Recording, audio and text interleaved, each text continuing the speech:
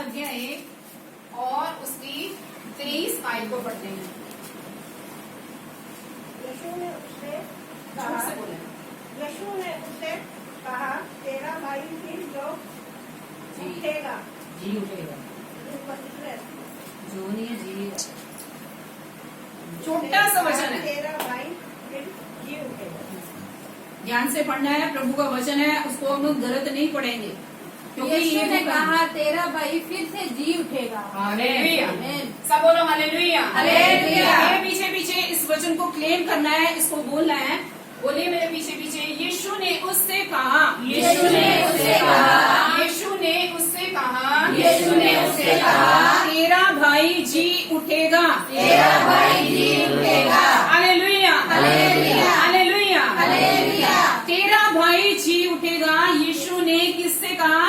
Martha से कहा। किससे कहा? मार्था से। अब आपको इस वचन को अपनी नोटबुक पर नोट कर लें, लिख लें, क्योंकि पिछली बार भी आपको बताया गया था अपना पेन अपनी कॉपी साथ लेके आया करो। अपने अगुओं की मानो, आपको सिखाया गया था। तो अगर हम मान नहीं रहे, इसका मतलब आप आज्ञाकारी नहीं है। पिछला वचन में ये हमने सुना है कि हमने आज्ञाकारी बनना है, हमने सच्चे बनना है, हमने धर्मी बनना है। धर्मी वो है जो प्रभु के कार्यों को निरंतर करता रहता है। हालेलुया। हालेलुया। क्या वचन मैंने बोला? यीशु ने कहा तेरा भाई जी उठेगा। ये यीशु ने किससे कहा? मार्था। मार्था से कहा। अब आप लोग एक दूसरे से बोलो, तुम जी उठोगी, और बॉयज बोले तुम जी उठोगे। तुम जी उठोगी। तुम जी उठोगी। तुम जी उठोगी।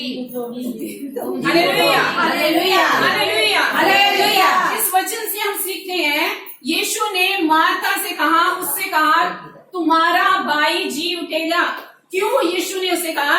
क्योंकि उसका भाई लाजर वो क्या था? मर गया था। मर गया था। ध्यान से वचन को सुने, वो मर गया था। और मार्था से यीशु ने कहा, क्योंकि यीशु ने मार्था से कहा, और मार्था को जब यीशु ने देखा तो वो क्या थी? उसकी हालात कैसे थे? वो बहुत ही ज्यादा दुखी थी, वो रो रही थी। जब उसने जो यीशु के पास आई, उसके आंखों में क्या थे? आंसू थे। हालेलुया। हालेलुया। और यीशु को संदेशा भेजा गया। जब लाजर बीमार था तब उन्होंने क्या कर दिया?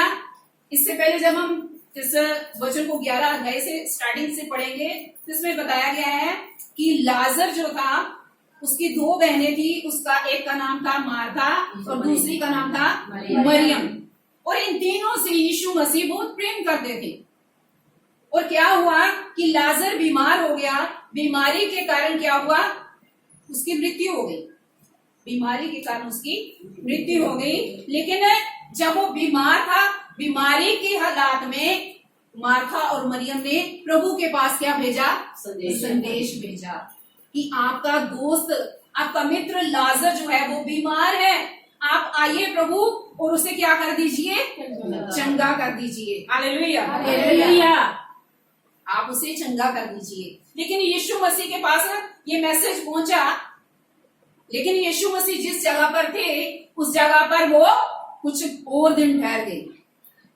और जब 4 दिन हो गए, 4 दिन के बाद यीशु ने अपने चेलों से बोला, चलो मेरा दोस्त जो है लाजर वो क्या हो गया है? सो गया है।